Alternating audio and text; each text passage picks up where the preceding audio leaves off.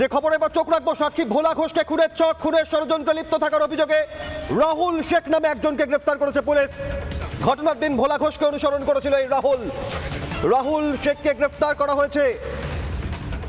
সরাসরি সহকর্মী সৈকতের কাছে যাব। সৈকত, ভোলা ঘোষ শাহজাহান মামলায় অন্যতম সাক্ষী, তাকে খুনের ছক, সেক্ষেত্রে এখনো পর্যন্ত ঘাতক লরির চালকের কোনো খোঁজ নেই। অভিযুক্ত রাহুল শেখ, তার বিরুদ্ধে কি অভিযোগ, তাকে গ্রেফতার করার পর আর কি খবর সামনে আসছে?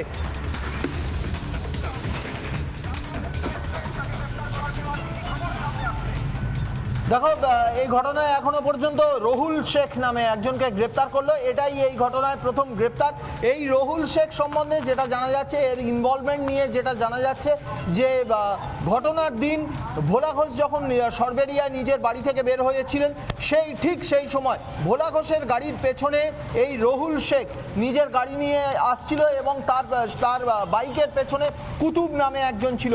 এই রাহুল শেখের বাইকে বসে কুতুব নামে একজন আলিমকে টিপ দিচ্ছিল, অর্থাৎ সমস্ত খবর বলছিল যে ভোলা ঘোষ কখন বাড়ি থেকে বেরোলো, কোন দিকে যাচ্ছে, গোটা এই ভোলা ঘোষের গতিবিধি নিয়ে আলিমকে সমস্ত খবরাখবর দিচ্ছিল কুতুব। কিন্তু বাইক চালাচ্ছিল রাহুল শেখ।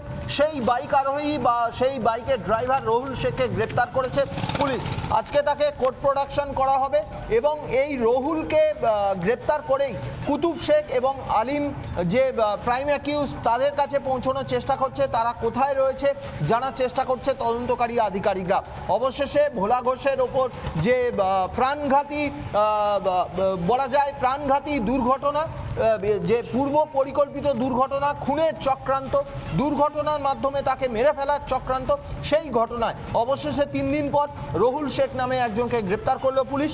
এই রাহুল শেখ তার বাইকের পেছনে কুতুব নামে একজনকে নিয়ে ভোলা ঘোষের বাড়ি থেকে বেরোনোর পর সমস্ত গতিবিধি টিপ দিচ্ছিল বা গতিবিধি জানিয়ে দিচ্ছিল আলিমদেরকে।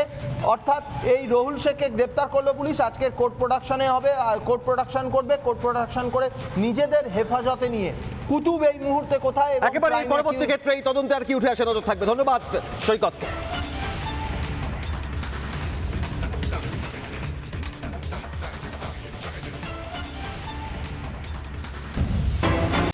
নানা ধরনের কন্টেন্ট দেখার জন্য লাইক করুন, শেয়ার করুন আমাদের ফেসবুক পেজ, সাবস্ক্রাইব করুন আমাদের ইউটিউব চ্যানেল।